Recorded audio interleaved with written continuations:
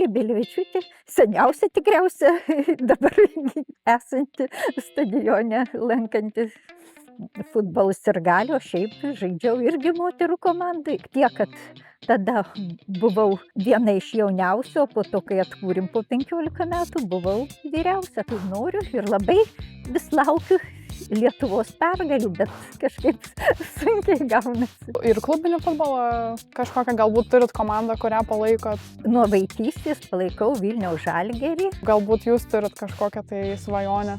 Aš visą laiką sakiau, gyvensiu tol, kol mes išeisim kada nors žaisti į šitą Europos ar pasaulio čempionatą. Aš vis tiek tikiuosi, kad kažkada sulauksiu. Tai va mano didžiausia svajonė. O kaip vertinat dabartinę tiek moterų, tiek vyrų rinktinės pasirodymus?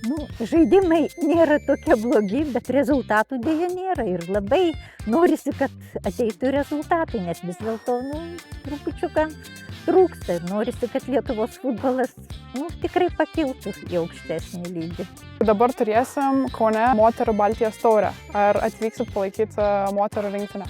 Tikrai labai noriu, ypač Kaunas nėra taip toli. Dėja, man labai nepatinka, kad dažnai kertasi tvarkaraščiai. Aš skaitau, kad kai rinktinė žaidžia, turi visus kitus komandos žaist arba Kaune, kur rinktinė žaidžia, arba nežaisti iš visų, nes rinktinė yra svarbiausia. Ir turi visi vaikai, visi, kaip pasakyti, kas mėgsta futbolą, palaikyti savo rinktinę. Ir moterų, ir vyrų.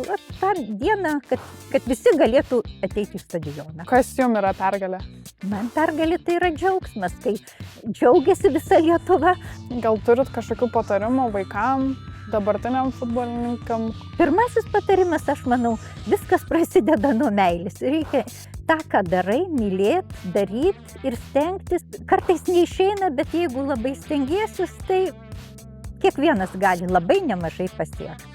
Svarbiausia, kad tikėt savim, kad tu gali.